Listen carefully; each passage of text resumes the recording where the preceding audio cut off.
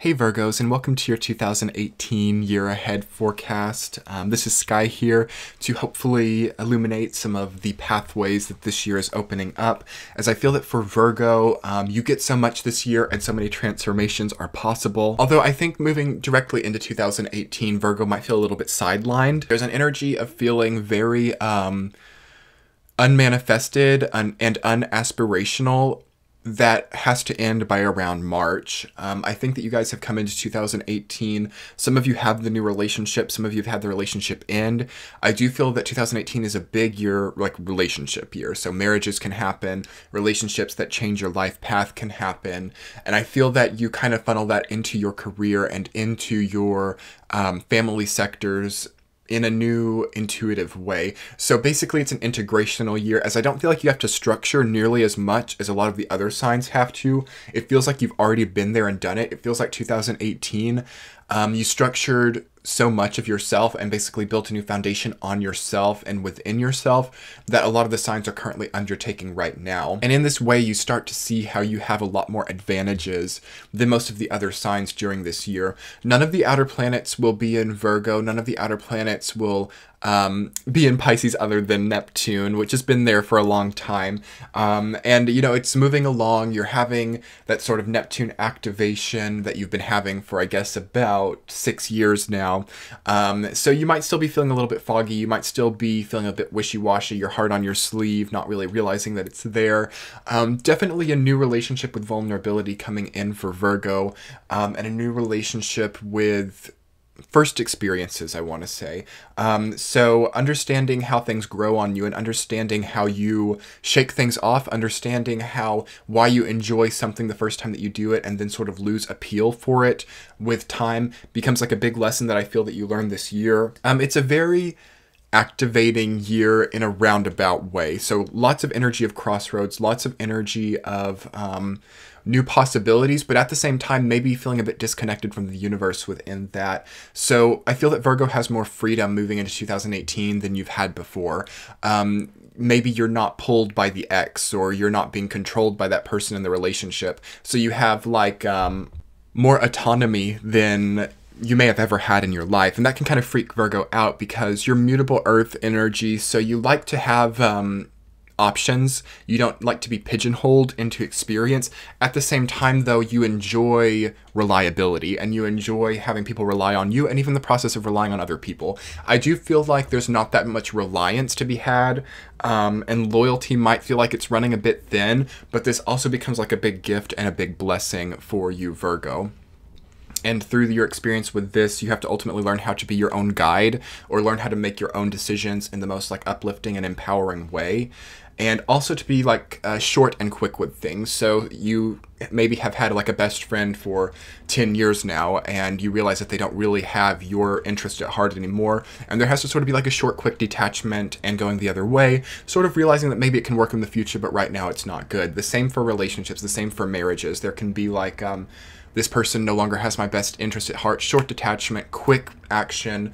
I'm into another aspect of life, because Virgo can sometimes hang on in a weird way. And this isn't really in your nature, but with Jupiter and Scorpio sort of in your peripherals right now, what can happen is that you grasp onto things which aren't really in front of you or aren't really on your path, sort of the energy of getting sidelined, getting stuck on a sideline type of energy. So maybe you have like this amazing career goal and you say, I don't know, I'm going to be the best lawyer in my district or something, and you sort of go for that goal, and on the sideline, like working at some kind of restaurant that you visit, you fall in love with like the owner of this restaurant, but it has nothing to do with your goal. And through falling in love with them, like you want to own like an amazing restaurant. It's like things on the sideline or things that aren't part of your goal can take too much of your power right now and shift you in a way that maybe you didn't need to. So definitely establish like what your goal is this year and establish what changes and culminations have to happen, and almost like get a focused, like a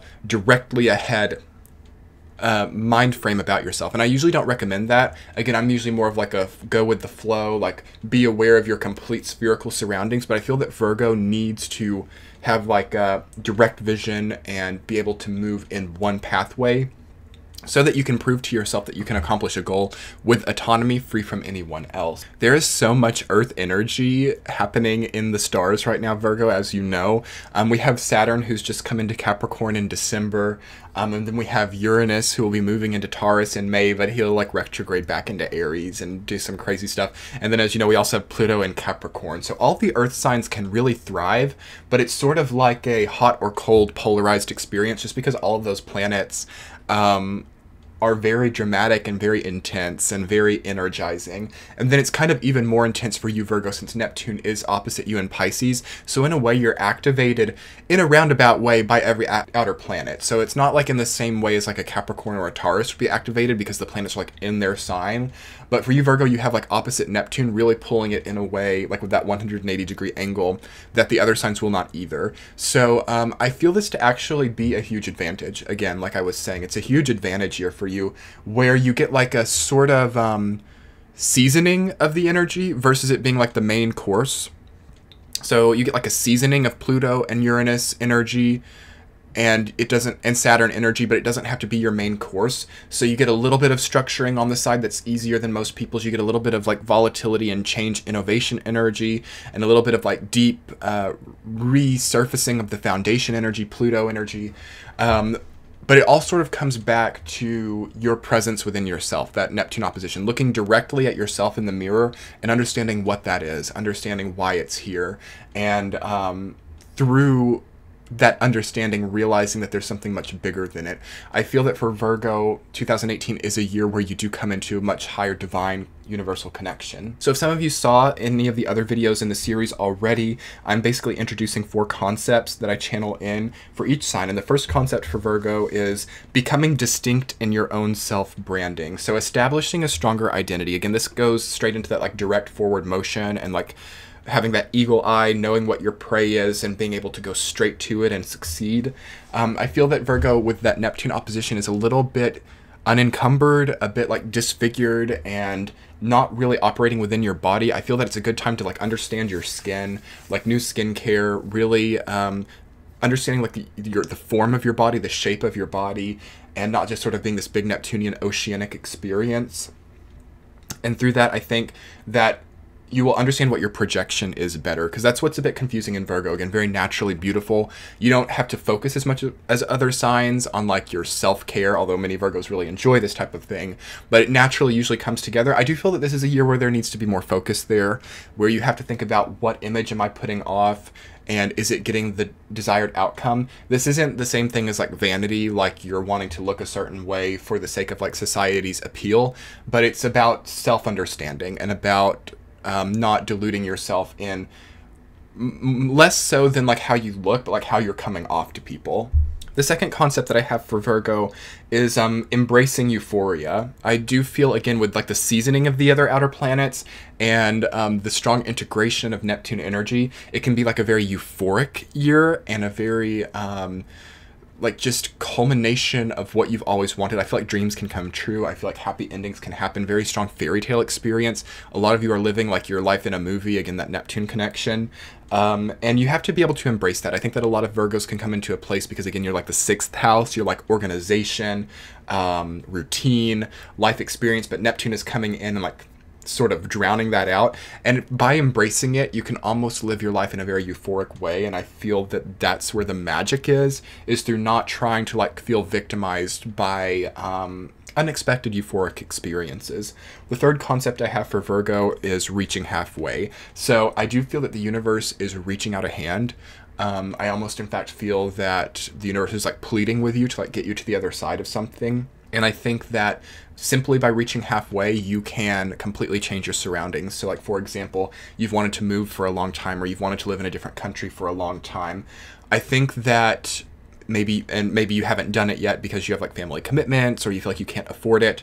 There's something that Virgo can do where it's like you work 3 jobs or something, and it's like this actually really enjoyable experience. And within 5 months, you have generated enough revenue to have the huge life change. So, you know, going into that 3-job experience, basically reaching halfway, or knowing that you want to be out of a marriage, for example, too, and you know, reaching halfway, filing for the divorce or whatever. Not to get too negative or anything. I'm not saying you're going to get divorces, but it's important for Virgo to not expect like the universe to do it all. So if you want to like move and you're thinking, oh, well, I'm just going to trust that the universe is going to call me an Uber to the airport.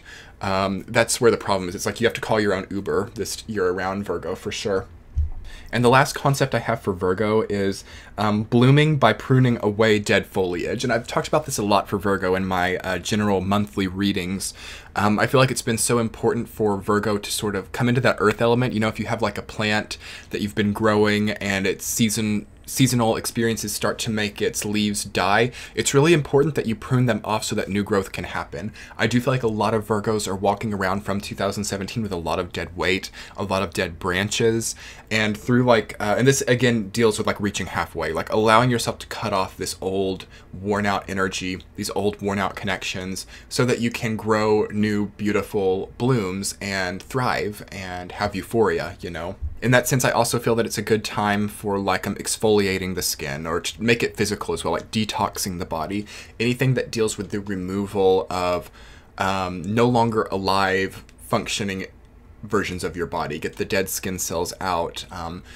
Cleanse the digestive system, cleanse the liver. Watch out for alcohol and substance. That's a big thing for Virgo this year. Anything that adds more toxins into the body can be like very chaotic and very just like worse off than other signs. Like it's not really good for anybody, but it feels that Virgo has so many toxins that just by adding a few more, you can like really embarrass yourself or really pull in experiences that are not good, because the universe will really like show you like very clearly that there are too many toxins in your body in kind of gross, not very charming ways, which Virgo does not like, because again, you like to come off in a nice kind of coquettish way sometimes. Basically, I don't want to see Virgo like all beautiful, all fixed up at the party, has a little bit too much to drink and like throws up all over their crushes, like white shirt or something. Like things like that can happen if Virgo is introducing too many toxins into their life, and it becomes something that a lot of people can't forget very easily.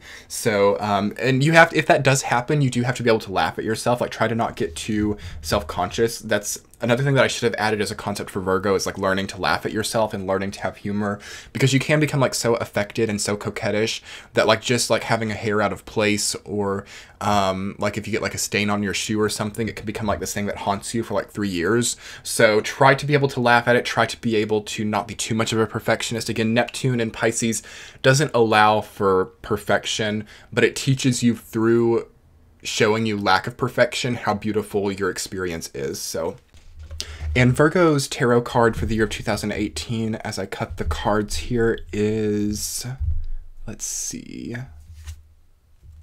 Ten of Swords reversed. Wow, that makes perfect sense. Huge culminations, huge endings.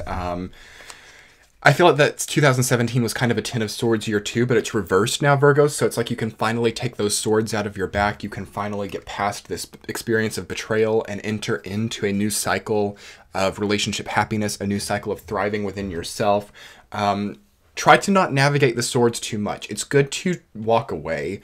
I always say with Ten of Swords, especially when it comes to reverse, that the strongest pain that we introduce into our lives is trying to navigate these experiences that are reminiscent of Ten of Swords, basically trying to like wriggle our way through the swords like a snake. It's important to be able to walk away. And even if you don't walk away, it's important to know that you could have.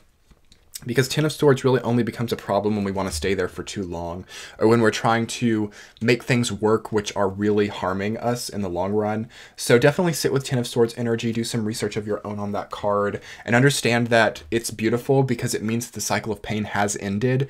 Now you just have to be able to have the rebirth, and you have to allow the sun to rise on your life and experience. Okay, Virgos, if this reading resonated for you all, you can click the center of your screen to download the companion write-up. It basically details each month with tarot and astrology energies for each month, and you can just download it. It'll pop right up on your phone or your computer. And subscribe, like, comment if you haven't already. I've so enjoyed being here for you all. Much love, and we'll talk soon. Bye.